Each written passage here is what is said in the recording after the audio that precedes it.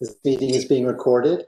I'd like to welcome everybody participating in this virtual seminar on the IEO's new evaluation on the IMF's collaboration with the World Bank on macrostructural issues. We have already 125 people participating, and it keeps on going up as we speak, joining us from around the world. Really demonstrating the great advantage of these virtual meetings over the physically constrained meetings that we lived with for so long, for sharing ideas and hearing different points of view. I'd like to express my warm appreciation to the Center for Global Development in Washington, to Masood, for being our partner in this event, as well as to our four very distinguished panelists. The need for the IMF to work well with its partners has been a recurring theme in IEO evaluations over the years, but this is the first time that we have devoted a single evaluation to the topic of how well the fund has worked with the World Bank, the fund's sister institution. The importance of effective collaboration with partners is obvious, as the fund increasingly recognizes the macroeconomic relevance of issues such as inequality, climate, and gender, in which it does not have deep expertise or long experience, while facing very tight constraints on internal resources. The very devastating impact of the COVID-19 pandemic has made this challenge even greater, as the fund seeks to play its part to support a sustained, inclusive, and green global recovery, and to help the members address the very deep development challenges that have now become even more daunting. So in these circumstances, it's clearly essential that the multilateral financial and development institutions will work well together, and hope that this evaluation can play a part in strengthening these partnerships. Seminar will open with a brief presentation of the main findings of the report and recommendations by Michael Kell, who led the team preparing the evaluation. We will then hear from our four panelists about their extensive experience with IMF World Bank collaboration and their reactions to the evaluation. We really have an excellent panel. First of all, we have the Governor of the Central Bank of Kenya, Patrick Nirogi, and a former colleague and staff member at the IMF. Then I'll turn to Mauricio Cardenas, formerly Minister of Finance in Colombia, associated with Columbia University and CGD. I'll then turn to Ceyla Pazarbasioglu, who is currently the director of the Strategy and Policy Review Department at the fund, but is until recently heading a major global practice at the World Bank. And then finally to Masood Ahmed, currently president of the CGD, and formerly in senior positions at both the fund and the bank.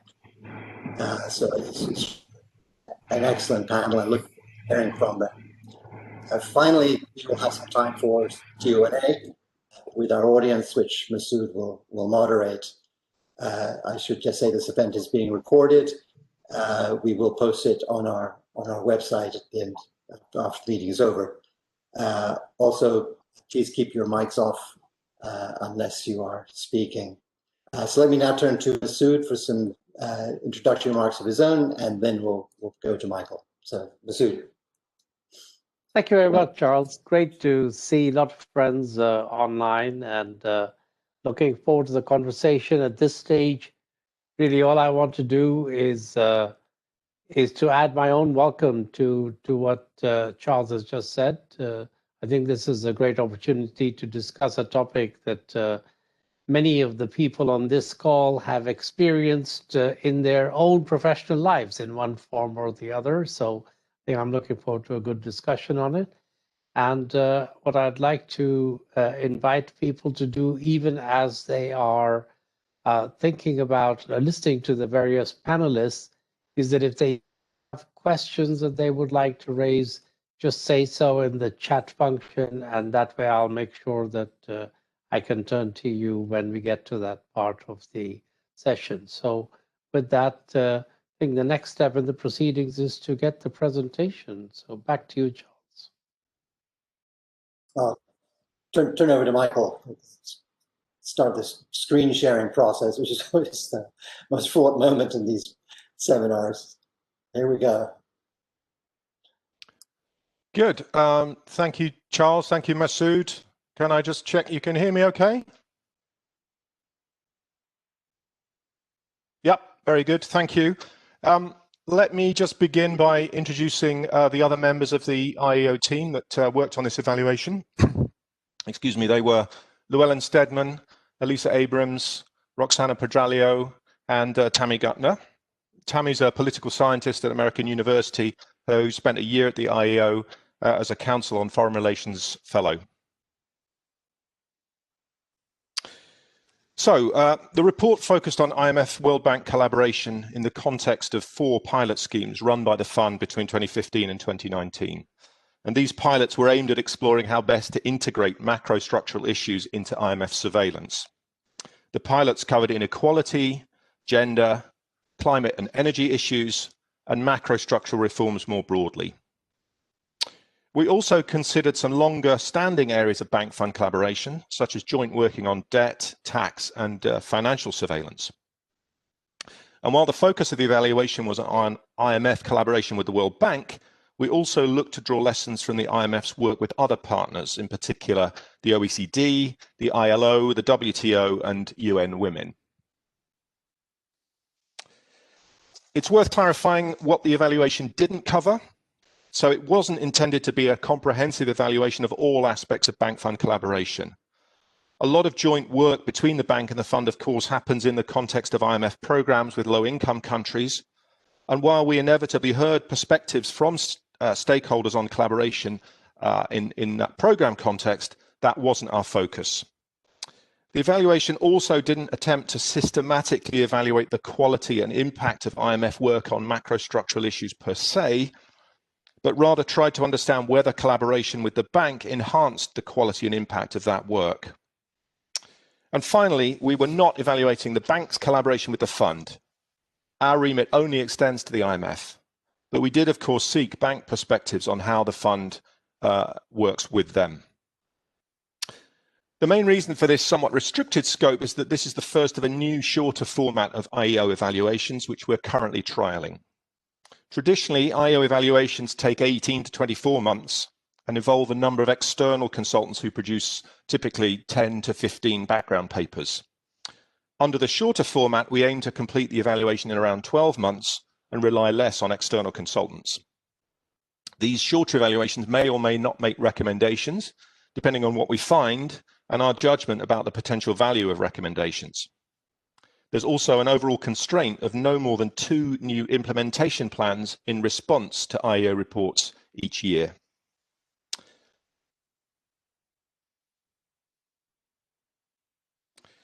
So Charles mentioned in his introductory remarks some of the reasons we decided to look at this topic.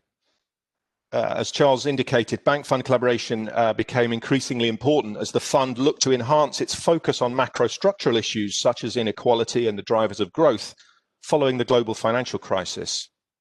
But there's been no formal review of bank fund joint working since 2010. And in the meantime, several IEO evaluations have identified shortcomings in bank fund collaboration. The IMF board has long been interested in bank fund collaboration, and increasingly so with the fund's growing attention on macro-critical structural issues. In particular, the board's interested to understand whether collaboration with the bank and others has allowed the fund to move into new areas while operating within a flat real budget. More specifically, our evaluation was timed to feed into the next periodic review of fund surveillance, which prior to COVID was due to come to the board in mid-2020, but now is expected to come to the board in spring 2021.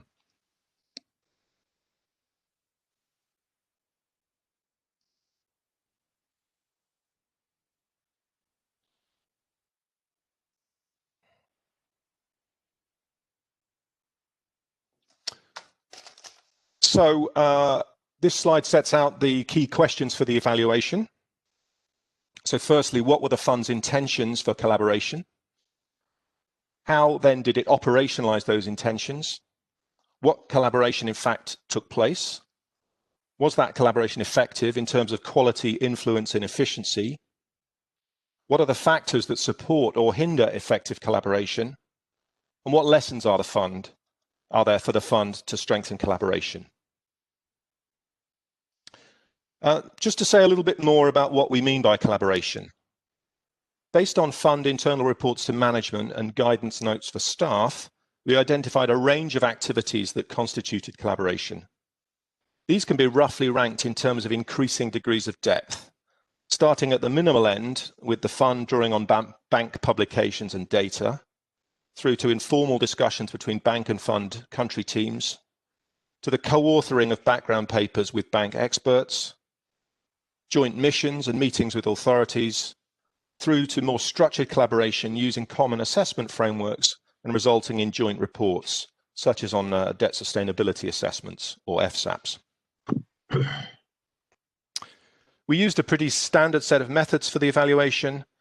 These included 2 separate but linked surveys of bank and fund staff with a common structure and common questions. Unfortunately, the response rate to these surveys was rather low, but we drew on the results, or on some of the results, where they triangulated with other evidence sources. Collaboration, of course, is not something that's easy to quantify, but we developed a few basic metrics.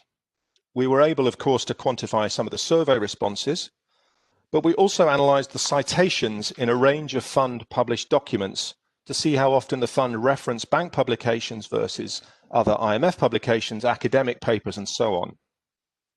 As another exercise, we assigned scores on a 5-point scale to the content and quality of annexes to IMF Article 4 surveillance reports, which were meant to summarise the fund's collaboration with the bank on that particular country. So turning then to our key findings. Overall, we concluded that bank fund collaboration on macrostructural issues has been broad but uneven. Informal collaboration is widespread, but aspirations that the fund would systematically leverage bank expertise were not achieved, and there was little deep collaboration in the form of joint outputs, for example. Second, fund macrostructural work is generally well regarded by bank and other experts, but we found little evidence that its quality and impact were greatly enhanced by collaboration with the bank. We also found no strong evidence that collaboration resulted in cost savings to the fund, and some indications that it added to workloads. Third, we found some cases of mixed messages on shared issues and missed opportunities to exploit synergies, suggesting that collaboration was not as extensive as it should have been. Fourth, we found that benefits of collaboration were clearer in some of the fund's other partnerships, such as with UN Women on Gender issues in some African countries. We found that the unevenness of collaboration on macrostructural issues reflects a number of factors. Firstly, the fact that the fund took a rather decentralized approach to the 4 pilots, leaving a lot of discretion to country teams as to whether and how they collaborated. Quite a few teams decided they wouldn't prioritize external collaboration and instead relied on expertise in the fund. This was appropriate for some issues, for example, where the country team decided to focus on energy subsidies, which is a topic where the fund has extensive expertise, but also seemed to us to reflect a cultural tendency in the fund towards self-reliance and a reluctance to look outside for relevant expertise. Some teams did, however, actively seek input from the bank, often reflecting idiosyncratic factors such as the working styles and preferences of the IMF mission chief, or coincidental timing of bank work, which incentivized both sides to work together. The unevenness of collaboration also reflected the perceived challenges of working with the bank, such as finding the right people and aligning institutional timetables and clearance protocols. But fourth, there was little systematic consideration on the part of the fund as to incentives and constraints on bank staff to work with the fund.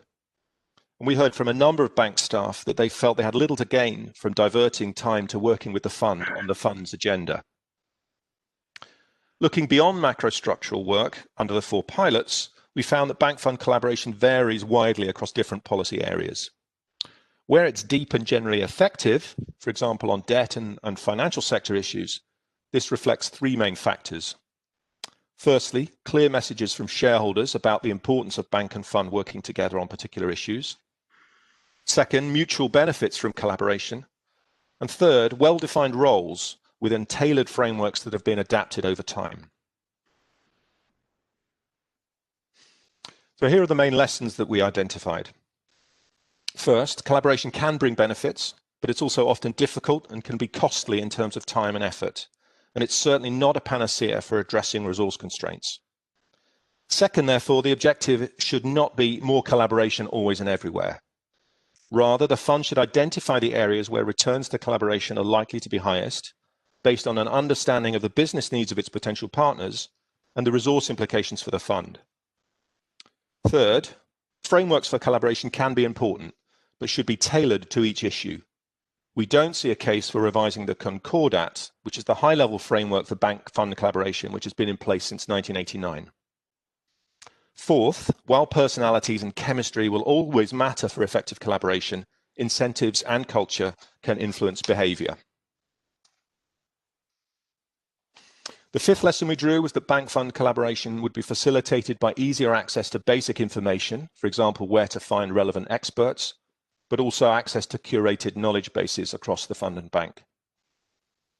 Sixth, for collaboration to be effective and to manage the potential risks to the fund's reputation of relying on expertise from outside the institution, the fund needs some minimum level of in-house expertise on macrostructural issues. We found on climate, for example, that collaboration with the bank was constrained by the very limited number of IMF staff working on that issue until quite recently. And finally, management's commitment to engage with partners is critical, and the IMF board could do more to help bank fund collaboration. Which brings me to our recommendations. The IEO tries to be parsimonious in its recommendations and restrict them typically to 4 or 5 key areas for reform, offering a few suggestions for specific steps. But it's for staff and management to propose concrete measures as part of an implementation plan which is developed after the board has considered the IEO's report and recommendations. So our 4 recommendations are, first, that for those areas where the fund judges collaboration to bring the greatest returns, the fund should develop and agree tailored frameworks for collaboration.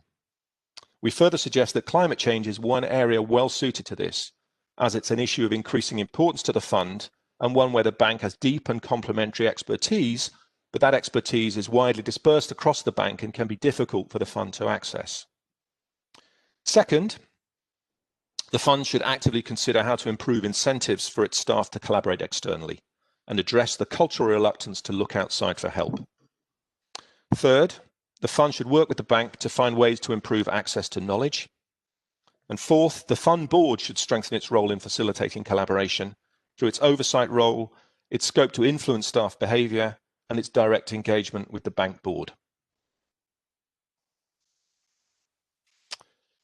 So our report was due to be discussed by the IMF board just before the COVID crisis erupted in March. And as a result, the board discussion was deferred until last month. Prior to that discussion, the IMF Managing Director issued a written response which indicated her broad agreement with the key messages of our report and her broad support for the recommendations, albeit with qualifications which were mainly to highlight that implementation would depend on reaching agreement with the bank. At the board meeting on November 16th to discuss the report, fund executive directors fully endorsed the key findings. They recognized that enhancing the effectiveness of collaboration hinges on agreement with the bank, but urged active engagement by fund management and staff. Directors unanimously supported our recommendations, and some directors furthermore proposed the establishment of a high-level joint management committee to provide strategic guidance and impetus. The next steps will be the comprehensive surveillance review, which is due to come to the IMF board in spring 2021, and will be an opportunity for IMF staff and management to reflect the key messages of our report in the forward plan for IMF surveillance over the medium term. Staff then have to develop a management implementation plan with specific steps to take forward the recommendations, and we expect this to come to the board for their consideration in 6 to 9 months. And then progress against the agreed implementation plan is subject to periodic review by the board. Thank you. Excellent. Thanks so much, Michael. It's a very concise, very clear presentation of the report. People who are interested in diving more deeply into the findings and analysis, please go to our website where you can download the report and the 4 background papers that were prepared. So now we'll turn to our panelists, and very pleased, first of all, to welcome Patrick Nirogi, Governor of Central Bank of Kenya, who will be speaking to us from Nairobi. So, Patrick, the floor is yours. Thank you, Charles, and good morning, good afternoon, good evening, wherever you are. And thank you for inviting me. And I wanted to first thank the team that put together this report. I think it shows extensive work, and also, of course, to thank my fellow panelists who are here this evening. I want to just make a few points. I would first say that I completely support or endorse the recommendations that are there. They were parsimonious, yes, and very direct. And in general terms, I think these recommendations are in the right direction, and we support them, etc. But in the interest of sort of expanding the discussion, I wanted to bring out a few things that struck me when I was reading the report, and maybe things that relate to my experience as a fund employee, meaning a staff member of the IMF, and also now in the context of working as part of the authorities in my current role as the governor of the central bank. So the first point that really struck me was just this report reminds us of the obvious, that we do have a clash of cultures. So we can say whatever we want, but at the end of the day, the collaboration is really will be limited, or should we say, will have to be seen in the context of different cultures, fund, bank, and this sort of clash as we try and as various staff members try to work in a particular setting, country, etc. You mentioned in the presentation, Michael, that in the fund there's this sort of culture of self-reliance, can-do attitude, and we want to rely on ourselves. While on the bank, there's that real concern that maybe, I don't want to call it suspicion, but a concern that maybe they are not getting so much from collaborating with the fund. I really think this is the starting point of everything. It's not just fund-bank collaboration, but it is really something that both institutions need to look at. Do they have, is there openness in terms of having a more collaborative sort of approach in everything that they do, not just between the fund and the bank? And I think also this is something important for them internally, meaning you think of the collaboration that takes place, let's say, within the various departments of the IMF, and again, it is even not just between SPR and the area department, it is between area departments as well. So I think, to me, that is an important point, and it is quite clear from the report that is something that will change. I want to underscore that we can change anything else. We can change the concordat. We can do all these things. But as long as the culture doesn't change to one of more collaboration, I think we won't get very far.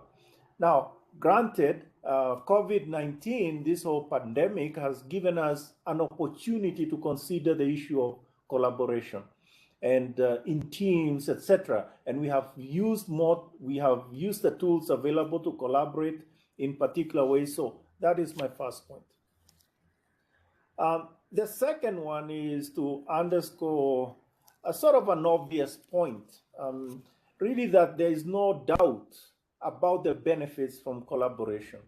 Unfortunately, from my perspective, the focus was too much on the benefit would be on resources, right? So limited resources, sort of a limited envelope, and therefore, the usual trying to get the most bang for the buck kind of thing.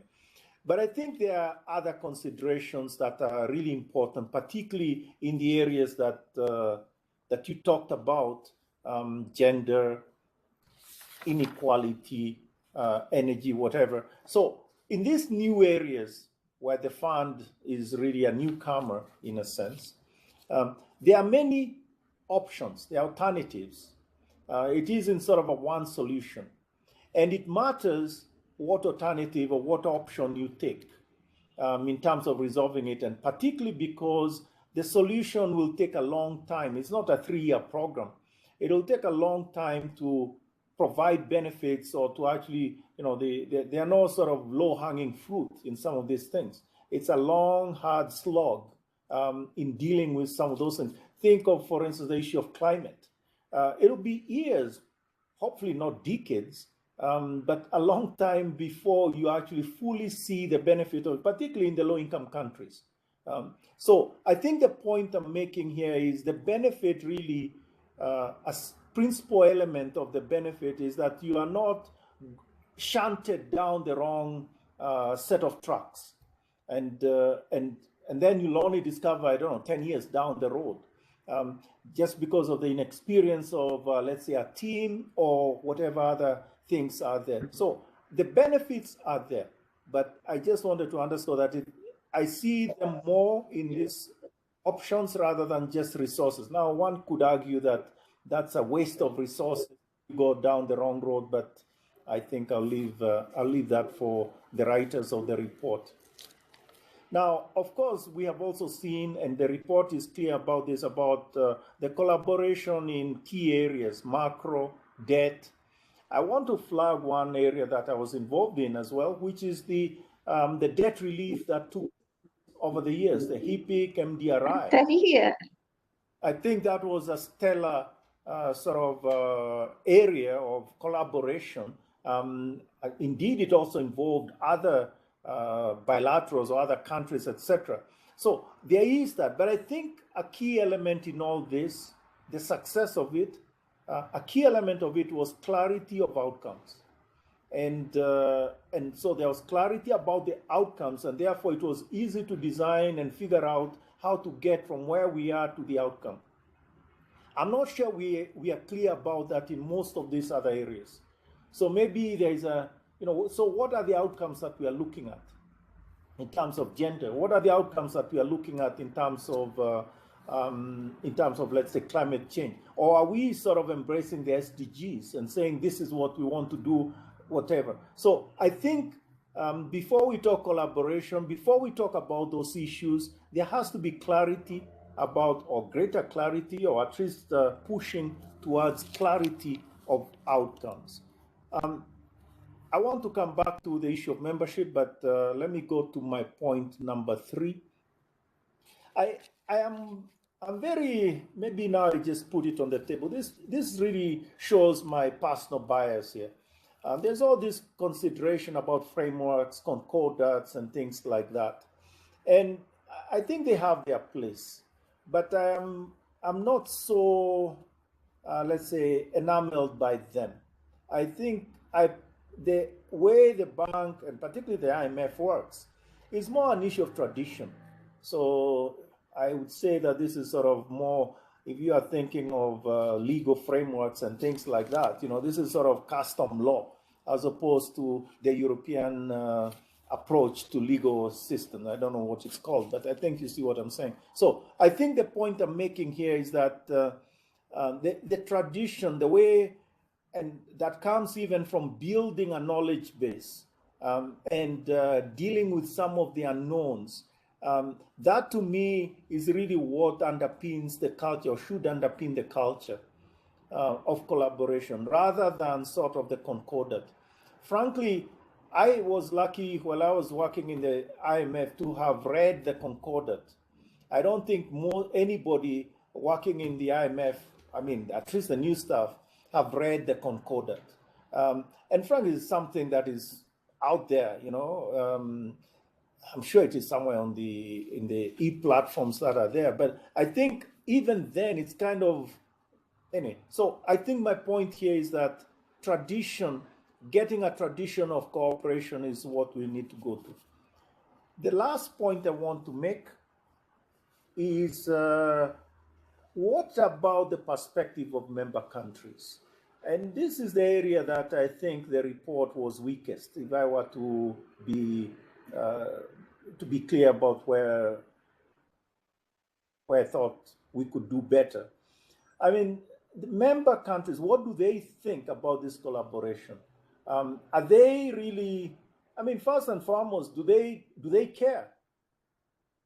And if they care, to what extent do they really care? Because I think a lot of it, the way we deal, and this is now again also my own personal bias, the way we look at IMF and choose between IMF and the World Bank, particularly if they are looking at the same thing, is one really that is based on history. You know, that I have a relationship, or this country has had a relationship with the IMF or the World Bank in dealing with a particular thing in this area. And so there is that. It is less choosing between, like you go to a cafeteria or a supermarket and figuring out what is the best in terms of, the outcomes that you want, etc. So I am more concerned about the perspective of member countries. With the IMF, particularly, the engagement, the way we engage with the IMF is primarily in the area of Article 4 consultations, which is true, or the program environment. The trouble is the issues that, the new issues, gender inequality and things like that, they are not a one-year item. You know, they are there they'll be dealt with in the long haul. So I think in that sense, the views of how the members choose, should it be the IMF, should it be the World Bank, and how they expect them to collaborate is particularly important. As I finish, I want to flag something else, which is some other areas which, again, from my perspective, I see significant concern. You mentioned gender, but my concern is, why not education? Why not health? Why not maternal health? Why just stop at gender? My point is there's no framework or sort of appreciation of why one as opposed to the other. I mean, unless you want to tell me that you are going down the alphabetical list of these things, you know, then that obviously is of little interest to most of us. But there are some new areas that we will be dealing with. The area of cybersecurity, for instance, right? And even other security concerns, which I'll leave for now. But I really don't know whether we want to wait until the IMF has built up, you know, enough expertise so as to engage with us in this area. And frankly, the IMF may have a view, but the members have a very strong view about how they want to engage in these areas and with who. Maybe it's not the IMF, maybe it's not the World Bank, maybe it's somebody else altogether. But I think the perspectives of the members are really important and need to be brought to bear, not just through the board, but I think generally through a conversation about these issues. I'll stop there. Thank you very much. Minutes. Well, thanks so much, Patrick. It was a great start to this conversation. Some provocative remarks, lots of food for thought. I'll be interested to hear reactions from other panelists. So now let's move from Nairobi to Bogota and hear from Mauricio Cardenas. Mauricio. Oh, thank you. I hope you can hear me well. Yep. Good morning from Bogota. Hello to everyone on this call. I am very thankful for the invitation to comment on these reports. So thanks, Charles and Masood. It was a pleasure to read the report, to read the response from the MD, and also to read the opinions of the EDs. So it's a very comprehensive work, and I think it's also something that was giving a great amount of work and thinking. I'm probably the least qualified person to comment on it, because I myself, I think I'm the only one in this call, have never worked at the IMF or the World Bank, apart from a very short summer internship when I was a PhD student. But I've done my career mostly from Colombia as a member of various cabinets. So my views on this matter are really the views of someone who is on the user end side. I mean, someone who's been a client of the IMF and the World Bank. So I have no particular knowledge about one important aspect, which is highlighted and was mentioned by Patrick in his comments about the culture or the personalities. It's that is always important in institutions, and it's always important in terms of engagement between institutions. But let me say a word from my own perspective, from the perspective of a country that is a member and that, as I said, is a user or a client of these two very important institutions. I think collaboration is a crucial word, and collaboration is essential. But really, at the more fundamental level for a country that is a member of these organizations is complementarity. These are institutions that were created with that particular goal to complement each other and to serve countries in different ways. So collaboration is important to the extent that that complementarity works well. And I would put collaboration as something that comes after and makes possible that complementarity. Just to make sure that we don't put collaboration at the top, I think we have to think clearly about what is the mission statement of these two institutions and what is it that they do and how they can actually comply with the mission statement. In some aspects, they can do things on their own. In other aspects, they need to work together. But collaboration, to me, is implicit in the idea of respecting the complementarity, of making sure that complementarity works well. And sometimes it's just letting each institution do its own work independently. In normal times, and these are definitely not normal times, a client country would approach the World Bank mostly for lending purposes, and the IMF for surveillance, assessment, Article 4 consultations, essentially to get feedback on the way the economy is performing. So these are two different mandates. Of course, in unusual times like this one, the IMF can also and should also play the role of a lender. But that's hopefully more the exception than the norm.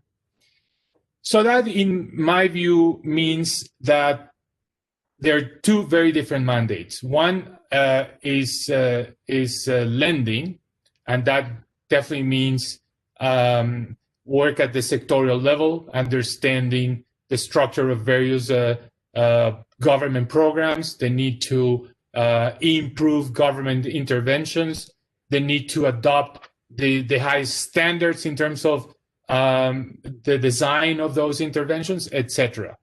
And in terms of the IMF, I think it's clear that its mandate it should be primarily focused on making sure that there is enough that there is an adequate macro policy management in the specific country. I have the impression, in my years, I've been government minister on various occasions and interacting with these two institutions in various capacities. 20 years ago, I was head of national planning here in Colombia at a time when we were negotiating with the IMF. It was a very serious crisis 20 years ago as well, an IMF program. And the complementarities worked very well because on top of the IMF program, there was also additional lending provided by the World Bank on very specific areas. That's when Colombia introduced, for example, the conditional cash transfers, which have made a big difference in terms of the alleviation of poverty. But just to mention that the complementarities were there, and they worked very well. Then in the last years, during my tenure as finance minister, the engagement with these two institutions was also separate. I hardly recall joint missions or joint work. Essentially, we had, of course, ongoing lending with the World Bank on various areas. As time has progressed, more broad lending to the country rather than a specific project base, but that's always welcome. More broad support to the budget. And with the IMF, we had the line that is being developed and now has been used as a result of the pandemic, the flexible credit line. But separate conversations and separate discussions, except for one very important area of collaboration, which to me shows how collaboration can work at its best, which is the financial sector assessment programs, the FSAPs. And I mentioned the FSAPs because they are good examples of what collaboration or effective collaboration means. The IMF more focused on the financial stability aspects, the World Bank more focused on the financial development aspects, but a joint set of recommendations that are very influential for governments that help push reforms. In our own case, for example, the last FSAP, now there is a new one coming up, but the last FSAP concluded that it was necessary to introduce legislation so that the financial superintendency oversaw financial holding companies or financial conglomerates, something that was left out in the previous law. But those are very influential examples of joint work. In that spirit, I welcome very much the recommendations of this report in the sense of replicating some of that in new areas, in new macrostructural areas. One of such areas where I think countries will benefit a lot from FSAP type of analysis, FSAP type of work, and collaboration between the two entities is climate policy, is the climate agenda. Countries need a serious assessment of how they're doing in terms of not just carbon emissions and not just issues related to climate change in particular, of which the World Bank has tremendous experience, but also issues related to carbon pricing, either carbon taxes or different mechanisms, the cap and trade, etc. And very importantly, how to incorporate in the financial regulation and financial supervision ESG standards. So really, this is the time to design a new type of program building along the framework that exists for the FSAP of joint collaboration between the World Bank and the IMF on climate policy. And I think this will be a vehicle where we see the collaboration working at its best. That will be my recommendation, which is mentioned in the recommendation. It's been endorsed also by different groups. So this, in my way of thinking about this, means that the more institutionalized is the collaboration, the better the outcome.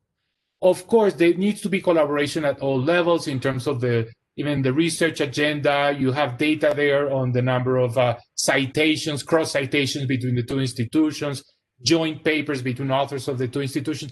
That is good. That is fine. That will work. Basically, that will be driven by the interest of the individuals and if they have the right incentives to collaborate with their colleagues across the street. But that's more demand driven. It's something that will happen if there is the engagement, if there is the interest on the parties to do that. But where I think collaboration needs a boost is in terms of the collaboration that is institutionalized, that countries demand it, require it, and that these two institutions provide it. And climate policy assessment programs, just to use the same terminology of the FSAPs, I think will be useful. Collaboration also means, in my way of thinking, reduction in duplication. And I think there is significant space in that area. It is not really mentioned in the report, but I think there is some duplication, especially on the macroeconomic assessment of countries. I think really the IMF, through its Article 4 consultations, has access to the information. It provides the best analysis on that information. It is really a source of analysis that is used extensively, not just locally, but also by rating agencies. So I think that should not be duplicated. And by this, I mean not only the World Bank. I see now that IFC has also developed its own arm to do the macro analysis for the countries. And not just that, we see other international organizations, including the OECD, doing also the macro analysis. I think there is a lot of duplication in that front, and there could be some cost savings if it was more, there was more coordination about how to go about in terms of these reports. Let me just mention in closing another area in which I think there is a space for greater collaboration, and that is tax policy. Tax policy is crucial. It has always been very important. It will be increasingly important for emerging and developing economies as we come out of this pandemic. And we need, from the user view, we need more coherence in terms of the recommendations coming from the World Bank and the IMF in areas not just like carbon taxation, which I mentioned before, but also areas related to corporate and personal income taxation and the VAT. One aspect to consider here, and I mentioned this just as an example, is the contradiction that sometimes exists between reports produced by the World Bank, such as the Doing Business, which really are a good input for those that argue in favor of the race to the bottom in terms of corporate taxation, because countries rank bad if they have higher taxes. In contrast to the view of, say, the Fiscal Affairs Department of the IMF, which wants a better structure in terms of taxation, more state capacity, more capacity to raise revenues that will, structurally reduce the fiscal deficit. So I think in the area of taxation, there is the need of more coordination, not necessarily collaboration, but coordination will be important. Let me then just conclude by saying that I commend the IMF for undertaking the report, because it's not an easy report to make. I think there's a lot of work behind these surveys, the discussion, and it just shows interest and willingness to improve upon things that actually work relatively well, but there's always room for making things better. So I really think it's important to have these type of reports. It's important to engage the boards of the two institutions, and it's important to have a set of recommendations. And if there is something concrete to come out of this independent evaluation, is that the time has arrived for building on the good examples of the collaboration, such as the FSAP, and extend that into new macrostructural areas. And the obvious area that has been repeatedly mentioned, and it will be of great interest to countries, is the assessment on climate policies. This is clearly an area in which the two institutions can complement each other relatively well, and that will play a great service to a very important cause. So let me stop there, and thank you again for inviting me to participate in this conversation. Thanks so much, Mauricio, for those very thoughtful, very constructive comments. Actually provide a very good segue to our next panelist, Ceyla, who not only has worked in very senior positions at both the bank and the fund, and therefore knows the constraints and challenges, but is also heading the department now that's responsible for developing the implementation plan in response to the evaluation. So let me pass to you, Ceyla. Thank you, Charles. Can you hear me okay? Okay, great. Very good to see everyone, and good morning, good afternoon, good evening, whatever time difference there is. So it's really great to be here. I would like to thank IEO for the analysis and recommendations on how to strengthen the bank fund collaboration on macrostructural issues. This is extremely timely. We are currently finalizing the comprehensive surveillance review, the CSR, which identifies the surveillance priorities for the next 5 to 10 years.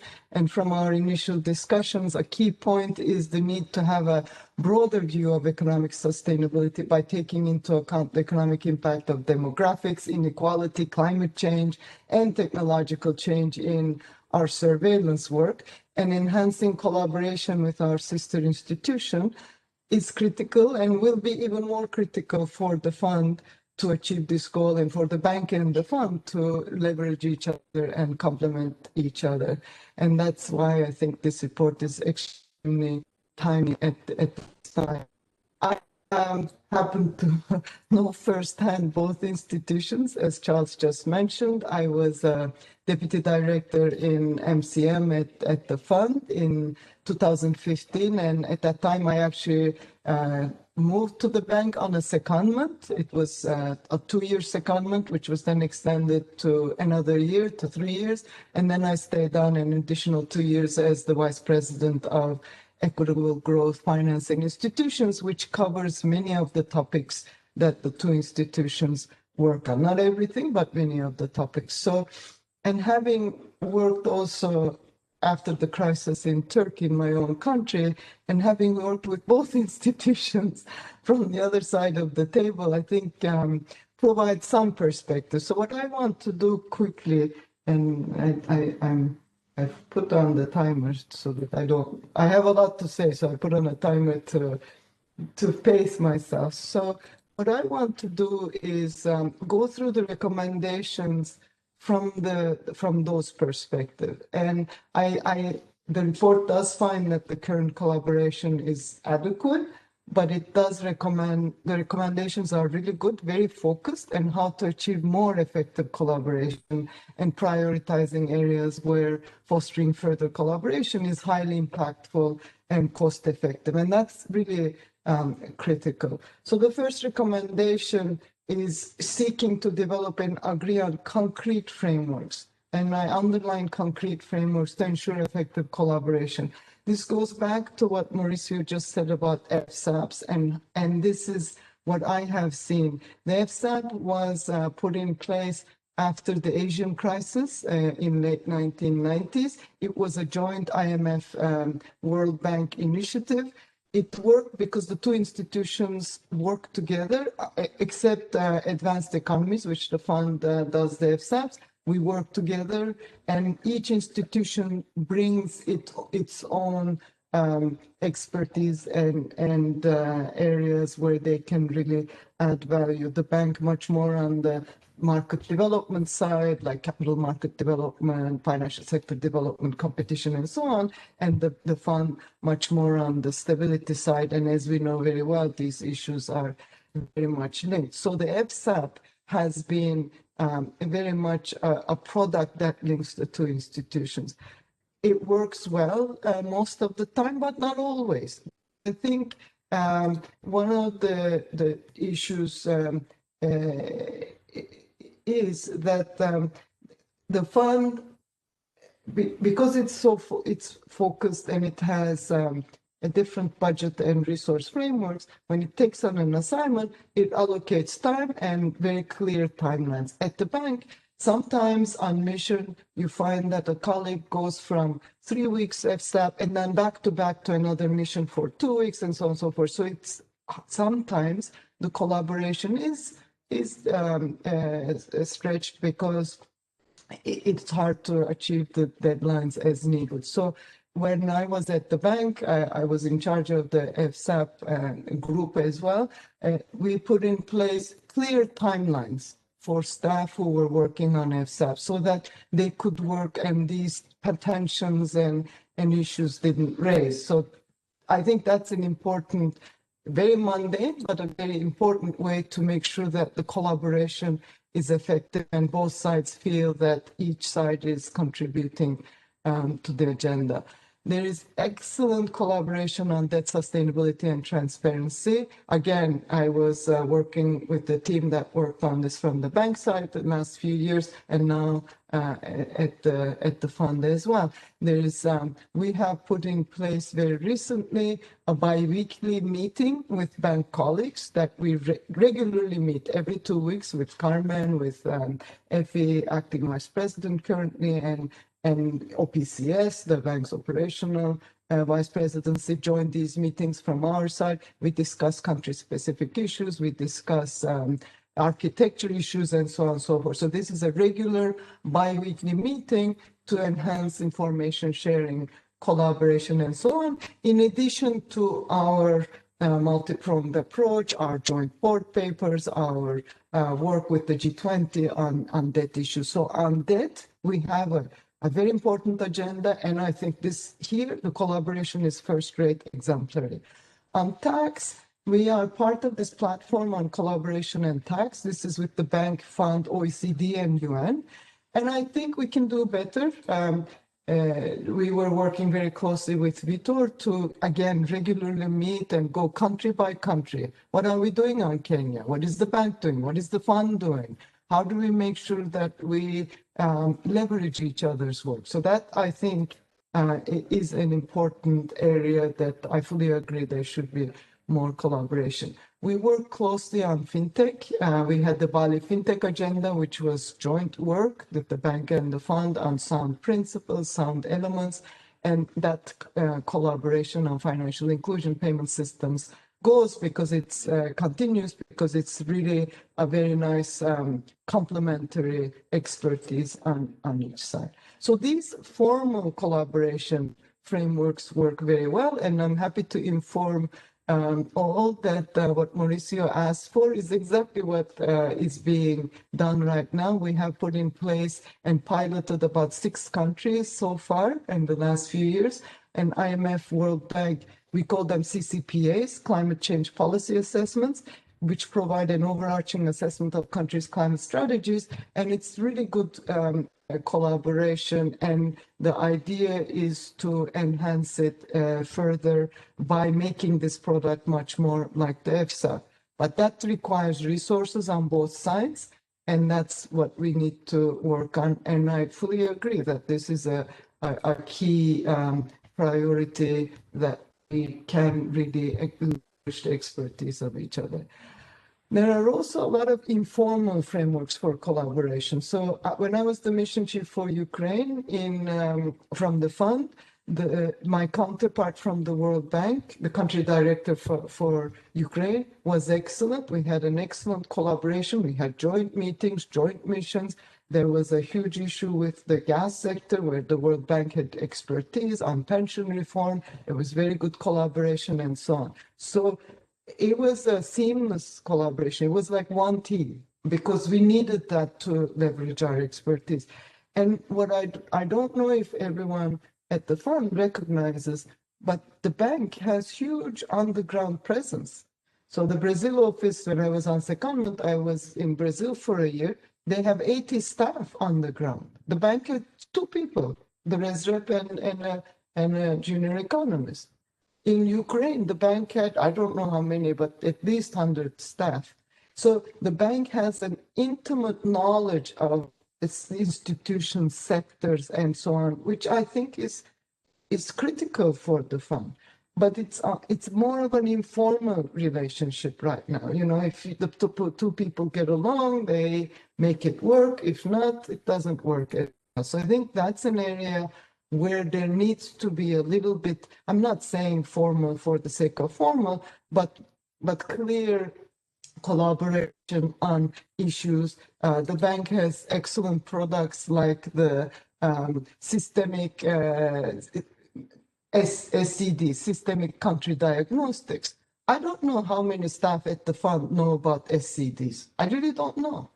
So there are good products the bank has where the fund, I'm not sure if they know, and probably vice versa. Although, every single meeting I went to, the fund Article 4 or other documents the teams had access to and had really worked closely with their counterparts. So I think there is more to do, more that can be done at the country level. Because of the expertise that the bank really brings to the table. I think there's also more that can be done on capacity development because both sides work on technical assistance, technical collaboration, and a better understanding of who does what and how do we coordinate those efforts, I think is really important. On the recommendation 2, which is to improve internal incentives to collaborate. I do think there is really a cultural difference between the two institutions. I guess it's normal. The fund is the fund. It's very focused. I'm sure we'll hear more from Masood. I'll never forget, and I won't steal his line. He may be repeating it. What he told me when I was going to the bank. It's very different cultures. But it's important to understand them. And that's my last point, since I'm running out of time, is that I did go on a secondment. The first year was trying to understand how the bank works, because it works very differently. It's big, its mandates are not as clear as the fund. 1,000 flowers bloom, and anyone can do anything pretty much. So it's good to understand the culture, and it's good to be there to make the connections, to understand the place so that you can then have better. So I think having secondments, swaps, couple of years, both institutions can really benefit. And the more we have these, I think the better the collaboration will be going forward. So I want to end with an observation that the institutions were formed after World War II. And that's when, since then, we have now COVID, which is the greatest recession since World War II. And I cannot think of a better time to make sure that we collaborate, because we owe it to the countries, to the members we serve. And we need to understand, as Patrick said, their perspective to be able to serve them better. So it's not an option to collaborate. It's a must to serve the countries. Thank you. Thanks so much, Ceyla. Now, it's really good to hear your strong commitment to bank fund collaboration. And clearly, you are so well placed to be the champion of bank fund collaboration with your experience and your drive to and your current position. Before I turn to Masood, let me just remind people that we will have a Q&A after Masood has spoken, and if you have questions, please put them into the chat box, the bottom right of your screen. I see there are already some questions being put in there, but please think about your questions and write them down, put them there. Right, let me now turn to Masood, our final panelist, and again, someone who's well versed in the fund and bank, and also has I worked at the country level in the UK, and now at CGD. So a broad range of perspectives. Masood. Thank you very much, Charles. So let me start, in the interest of full disclosure, saying that I spent about equal number of years in the World Bank and then in the IMF. And one of the things that I was responsible for in the bank in my final 4 years, which is sort of an earlier version of the job that Ceyla was just come back from to the fund from the bank, was being the focal point for bank fund collaboration, bank fund coordination. And then when we moved to the fund, it was in Ceyla's current department, SPR, where again, one of the things that I was focused on was being the fund link on bank fund collaboration for low-income countries. At that time, we just set up FSAP, and and with it actually came a financial sector liaison committee, which met regularly, and it was called FISLIC. And the second area where at that time there was a clear sense that there needed to be a structured and focused degree of collaboration was on the HIPIC initiative, which had just come off and needed to be implemented on debt relief for about 40 countries, low-income countries, as well as what were then called the poverty reduction strategy papers, which were going to be the framing documents prepared by countries that would then guide the operations of both the World Bank and the IMF and others. And so there was a joint assessment of those poverty strategy papers prepared by the two staffs, and consequently another committee was set up, which was called the Joint Implementation Committee. And why am I saying this? I'm saying this because I think one message that has come loud and clear from the panelists is that the collaboration between the two institutions works best in the few areas where there is or there has been a clear understanding of the need for having a common approach, a demand for participation from both institutions in designing that common approach from shareholders, which has then been transmitted through the managements to the staff, which then results in senior people on both sides getting together regularly to deliver, and a clear understanding of what each institution brings to the table. So, the FSAP example is, you've already heard, what the fund brings and what the bank brings are two parts of a whole that need to come together, not only to build the whole, but also to ensure that the recommendations that are being made by each institutions in their own part are consistent with the perspective of the other. And sometimes that, if you don't think about it, the short-term macro-focused perspective may lead to a set of recommendations that from a long-term financial sector development, market building perspective may not be the ones that you want to promote. So you have an opportunity to sort those issues out. And I think that should be a very important learning for us as we think about bank fund collaboration going forward. And climate, as Mauricio talked about it, I'm really happy that there's already some work underway to put that approach in practice.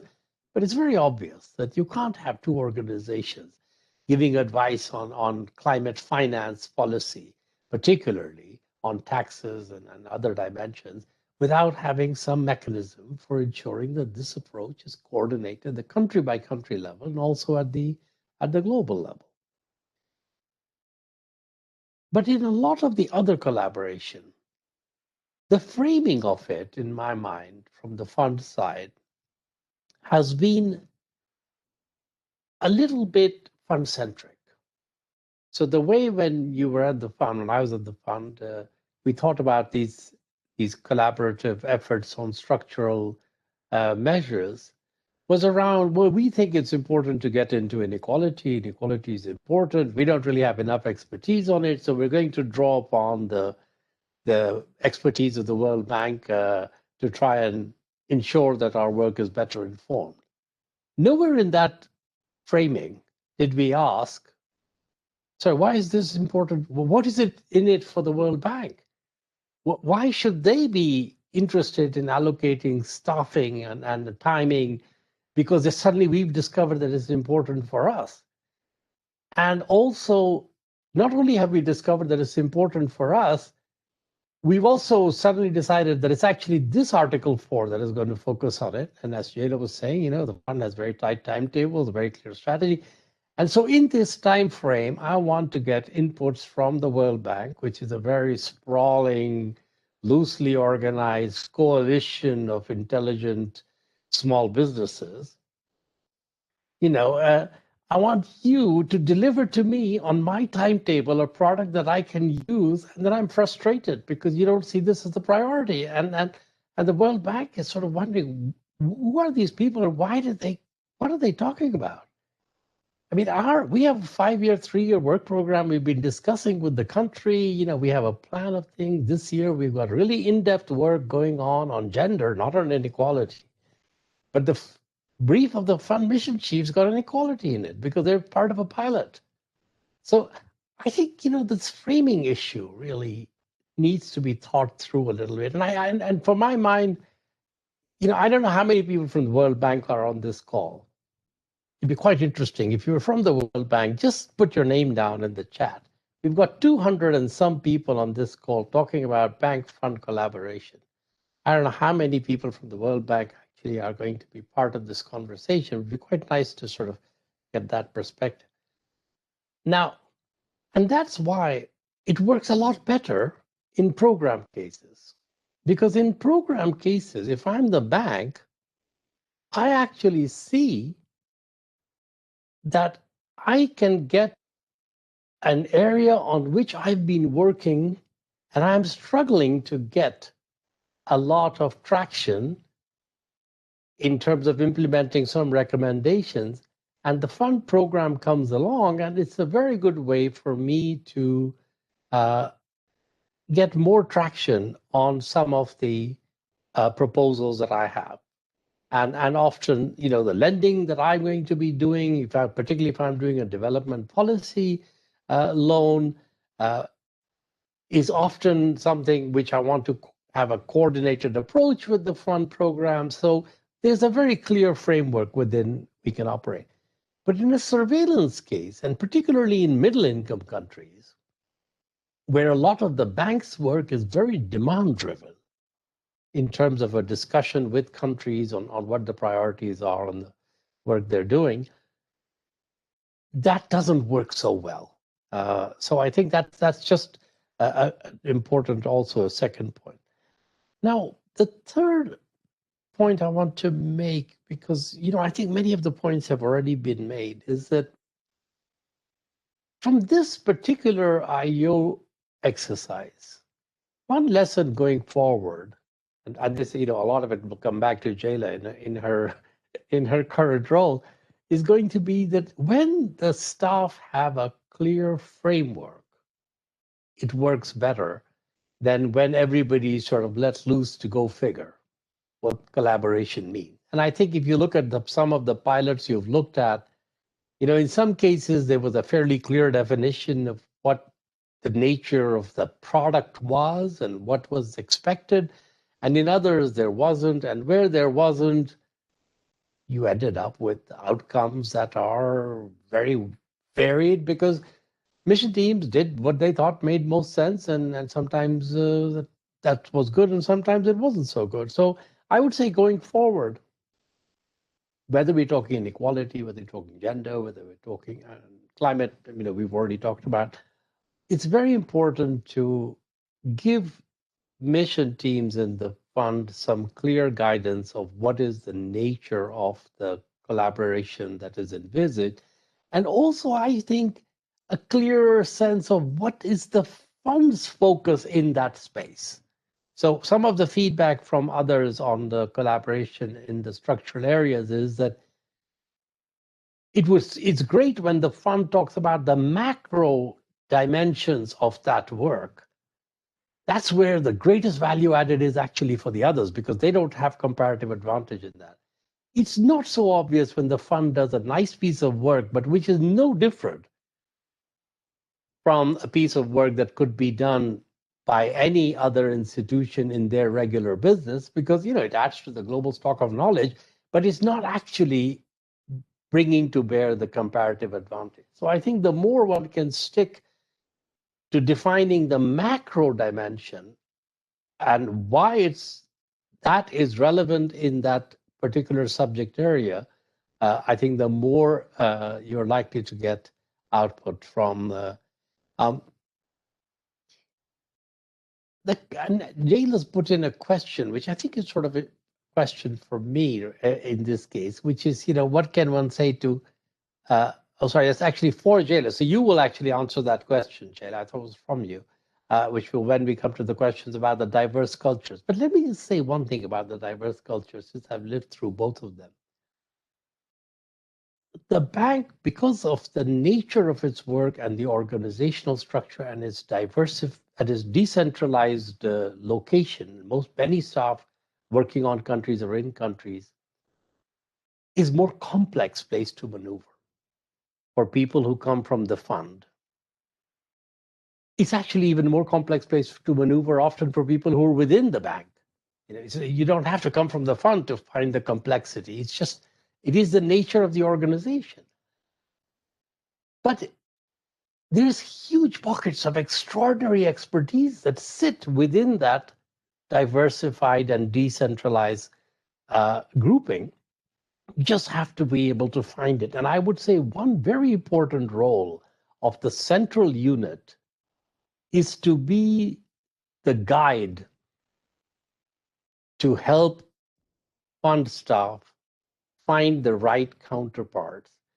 And I think the two central units, that is to say the SPR and FAD inside at MCM, sitting inside the IMF, and their counterpart central units should see as part of their mission helping to make the connections amongst the right people. Because I think that would really be a value-added service, and it would help overcome, what is the barrier that can sometimes dissuade fund staff from seeking the right, getting to the right person because they just feel a little bit lost in the process. So that's my practical point on culture. I'm going to stop with that, and what we would like to do now, in the remaining time that we have, and we have a good 20-25 minutes if we need to, but certainly 15, is to ask our panelists to answer the questions. But before that, let me also acknowledge that we do have half a dozen close to colleagues from the World Bank, and I'm hoping that you will use this opportunity to ask questions or share your expertise. So let me, you'll see the questions in the chat already, and let me encourage you to sort of look at them. They'll just save us a bit of time as we assign them to you. The first one really is from Hector. Hector Torres had 3 questions right early on in this, and I think they're sort of self-evident, but the first one is essentially around, is the competition between the bank and the fund in some areas helpful to improve outcomes or more a waste of resources? And be good to get, I think, both Patrick and Mauricio's perspective on it from the sort of countryside. Whether or not you should add other people into the Article 4 discussions. And Ceyla, you might want to sort of say something about that, because I know there have been issues around whether you can actually add non-fund staff to Article 4 discussions in the past, and it's worth thinking about whether one can overcome them. And then there's a question around, the third one is around, whether you can have ways to look at the benefits of secondments, which I think we've covered a little bit already. Let's see if there's any other questions here which fall in the same category.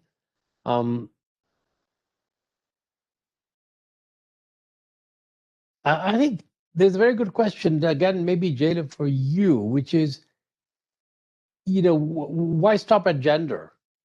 So how do we define macro criticality in a more general sense? Because I think there was a way to arrive at these particular structural areas, but why stop at that? And shall we start with those and then come back to more questions? So maybe I'll turn to Patrick and Mauricio first. It would also be good for you to comment on what you heard from the panelists subsequently, or if you have any reactions to that. Patrick, please.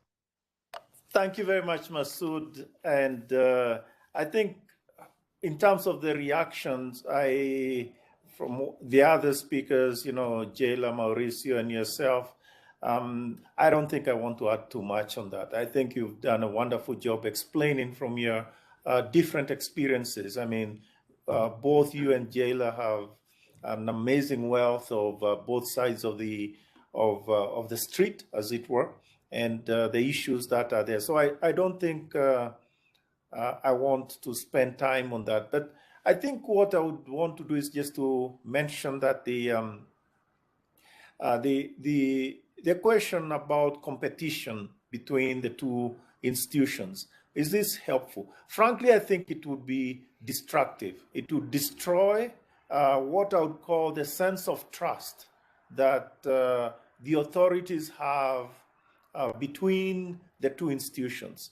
And if there's any competition, frankly, we worry more about, let's say, the short-term issues that you can gain or that you can see. So I don't really think that is the way to go forward. One has to understand better, and frankly, this is the area that I find I have a lot of concern. I need to understand why is it that the IMF in these new areas believes that it has comparative advantage, and what really underpins their sense of, let's say, feeling that that they can do better than anyone else. And I did mention a few things. In particular, I'm thinking of the area of IT, for instance, but it may not even be IT. You think about the gender issue, and now there are more pressing things that have come out in the context of the COVID-19 from our perspective as authorities. The issue of inequality is huge, huge, huge, huge. The issue of health. Frankly, to deal with gender, you have to deal with the health issues, etc. So this is why it seems to me that there's a missing piece, which is how is it that a particular item is brought into what I'll call the arena of the IMF. You're right, in the past, the idea was to say, okay, is it macro-critical? And that's how you brought in the structural reforms, et cetera, et cetera, et cetera. All these things, I think, are macro-critical, but they are long-term. I mean, climate change is very macro-critical. It is actually planet-critical. So if that is not macro-critical, I don't know what is. But I think that granted, I still don't think that is sufficient for it to be front and center in the way that you can say that they have comparative advantage, etc. I see a bit of, groping around, and the authorities are groping around, and so the IMF and indeed the World Bank. Anyway, let me stop there. Thank you, Patrick. Mauricio, Patrick sort of comes down on the better to collaborate than compete. Is that your view? Yeah, absolutely. But let me then answer, just to avoid some duplication here, the question you were asking before, which is a question, by the way, it's in the chat, by Hector Torres, if I remember well. So the question is, and you mentioned it, is should Article 4 discussions and consultations be expanded to include World Bank or even WTO experts as part of this collaboration? And my answer will be a strong no. No. I don't think we have to fix what's working well. Article 4 consultations are working well. They are already broad in their coverage. It's about a number of issues, but it's essentially macro. They involve a lot of work on the part of the country. The governments have to spend time with these teams. So I think we should leave that product as it is. And it's working well because it's providing good feedback. We need to create other spaces. And that's why, let me repeat again, the FSAP experience, that type of space, which is a joint mission, but with a joint mission with a purpose. And the purpose is to do an evaluation of something. In that case, the financial sector. In the area that I propose, and I'm very happy to hear that it's been a pilot now, the climate policy. So that's I think what we should do is like create new areas where the two institutions engage jointly, and they come to the countries and they do their analysis and they do an assessment. Let me say, just to conclude this initial answer, the report makes a very good point in saying something that I think it's bold, which is, and I agree with that statement, which is that the World Bank and the IMF propose solutions. When they come to countries, they are problem solvers, and that differentiates them from other international organizations that are more inclined to pose problems, that are, the institutions that are not thinking in terms of the markets and market-based institutions, more like rights-based. You should do this, you should do that. I think that differentiation is very important. It creates an oasis for governments in this conversation, because it's about engaging with institutions that really want to suggest options, provide solutions. And I think in this conversation, it's very important to highlight the positive. And that is part of the DNA of these two institutions, and it should remain so. Let's not mix them with those that want to bring problems that they don't bring solutions. And I think that should create a differentiation between these two institutions and the rest of international organizations. Great, very clear, Mauricio. I love it. Ceyla, so there are a couple of questions for you. Can I also add into because I don't know how much time we'll have to come back to it, this issue of SOEs that Kevin Carrier has put on the chat. SOEs are a common recurring problem in terms where the fund approaches it almost always from sort of their impact on the budget and the subsidy bill that is growing, either explicit or implicit, and sometimes from privatization angle. And the World Bank is looking at them partly from that, but partly also from better functioning, say, of energy markets, and they have a longer timetable. So yeah, anything that you might say also on how one deals with SOEs, is it case by case? Is there some framework for it? It would be great. So on SOEs, it actually would be very nice to bring in Kevin if he's still on the line. There was quite a bit of work at the bank bringing others as well, like the infrastructure practice and energy practice, where SOEs are very critical. So there is some work around an SOE diagnostic. And at the time I said, well, this looks like the FSAP. Why don't we get the IMF engaged? I was at the bank. This was about a year ago. And there was some discussion with the fund, but at the end, I don't think we have developed a joint product in this particular area. Fiscal Affairs has done some really good work. There is also work on data on SOEs and so on, but it's not, I think the partnership has been much more on the countryside. So Tunisia is a good example that comes to mind, and hopefully Kevin can come in, where the fund focused on subsidies, the bank focused on operational effectiveness, communications to the public, and so on. So it was a really a nice collaboration. Same in Ukraine on the energy sector, where the bank had clear a comparative advantage on understanding how the sector worked, and then the fund looking at the implications on budget, like you said, on the financial sector, and so on and so forth. So I think in my mind, there's no need to compete at all, because at the country level, there are very clear areas of expertise and complementarity that can be leveraged.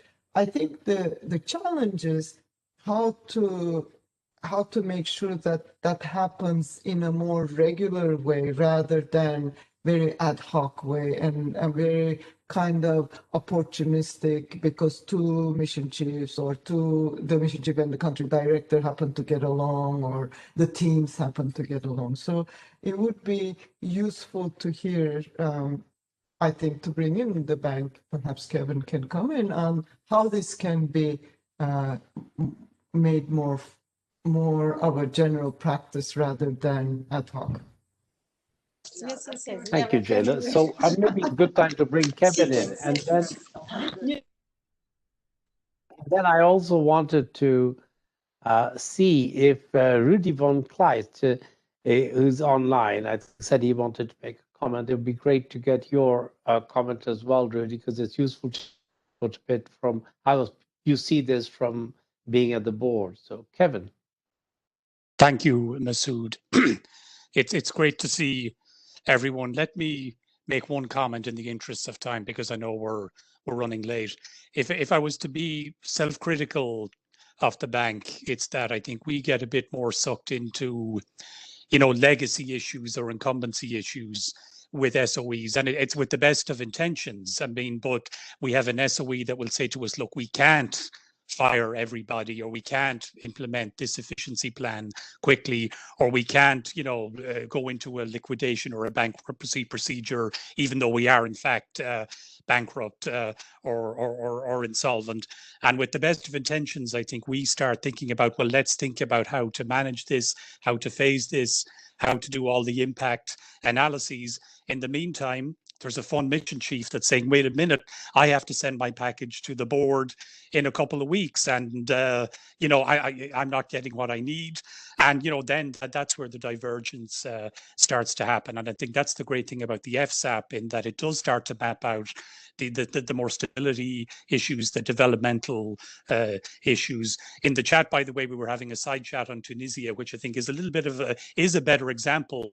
But of course, there's an electricity company still sitting there with a lot of financial challenges, many years after the former president moved to another country. So, we have work to do, and I think that initiative that Ceyla was trying to get going, it's there, and maybe we need to give it another run. Thanks a lot, Masood and Ceyla. Over.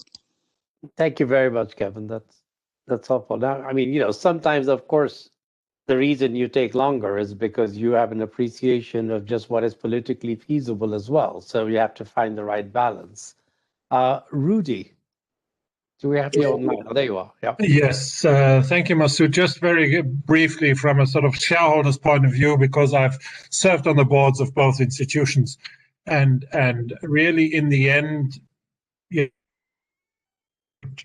and they focus on different things. And of course, there is on a very general level, very big support for fund bank, coordination, collaboration. But when it gets down to the nitty-gritty, those are very different boards. The 25 chairs in the bank, the 24 in the fund, much more, micro issues in the bank board on projects and stuff, and macro stuff at the fund. So in the end, I think one has to be realistic. And of course, the bank is much bigger. And much more diversified, much more decentralized, whereas the fund is still proud to basically speak with one voice.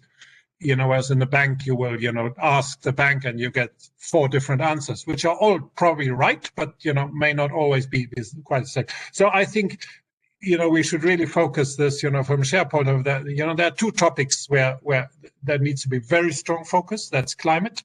And that's, low income countries. I think everybody can agree on that, and to have a strong, joint effort there.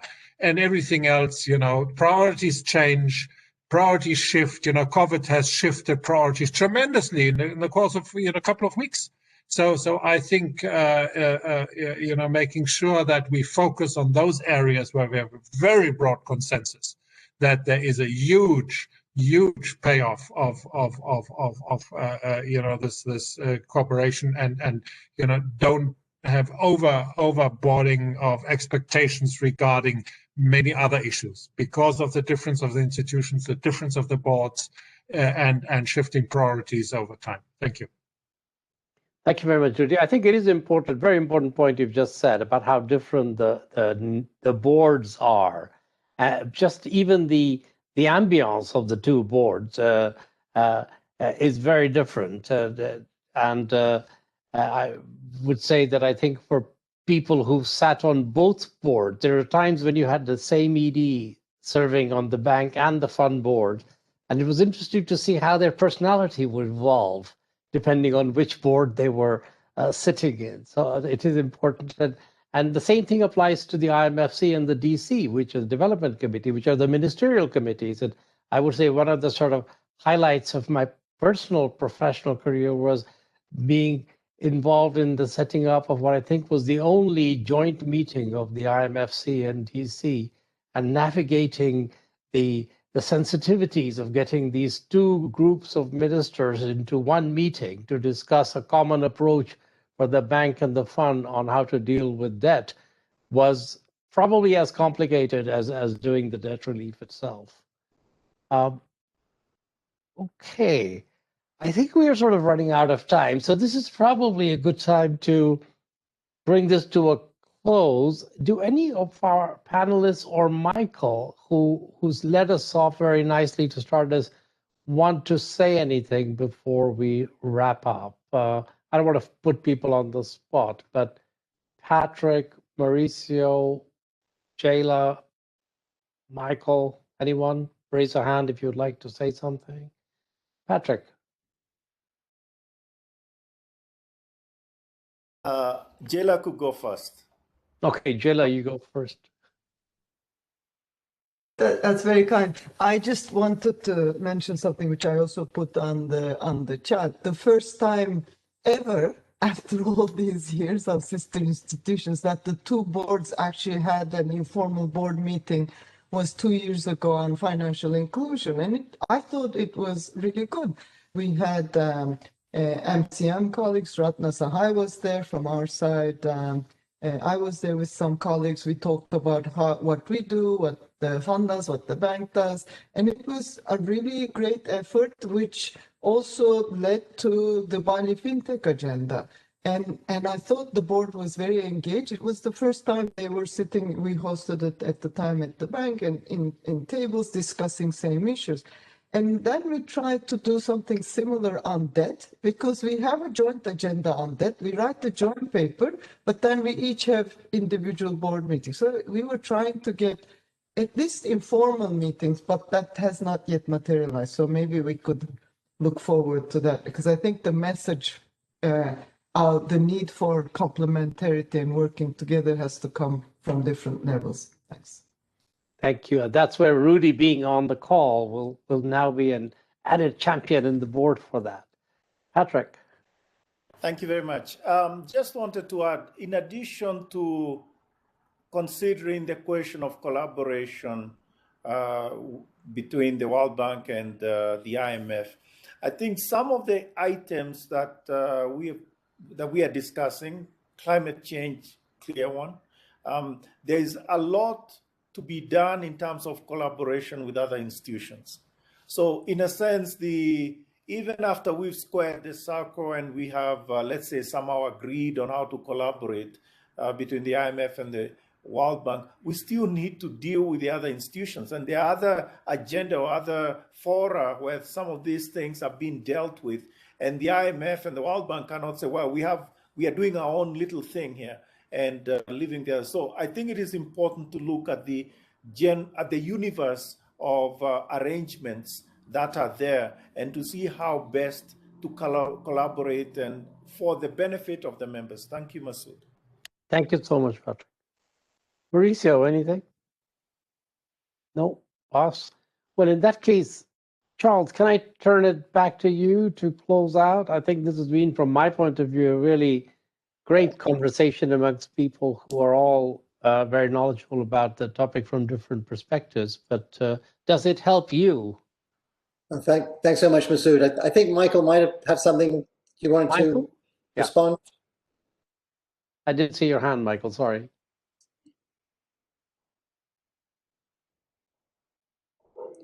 No, your mic's not working now.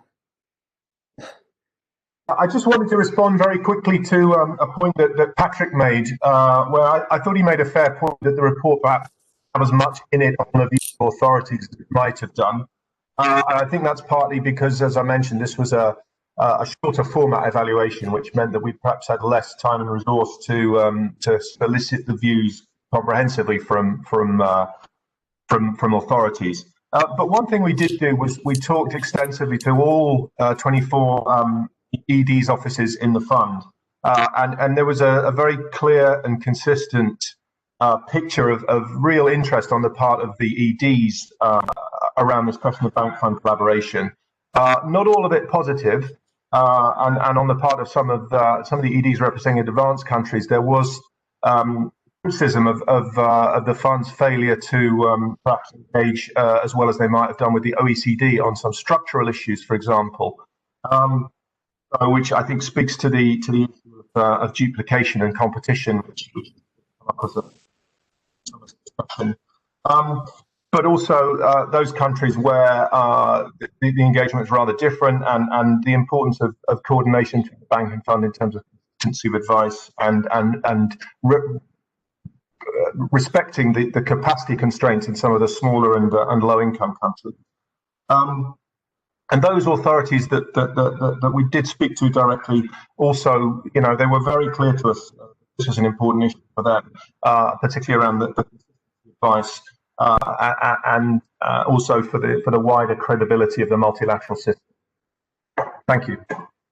Thank you very much, Patrick, and thank you and your colleagues once again for the report and for the presentation. So, Charles, over to you.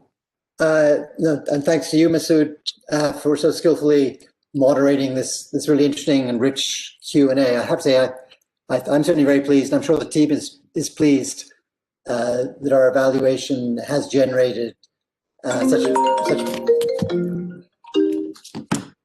oops.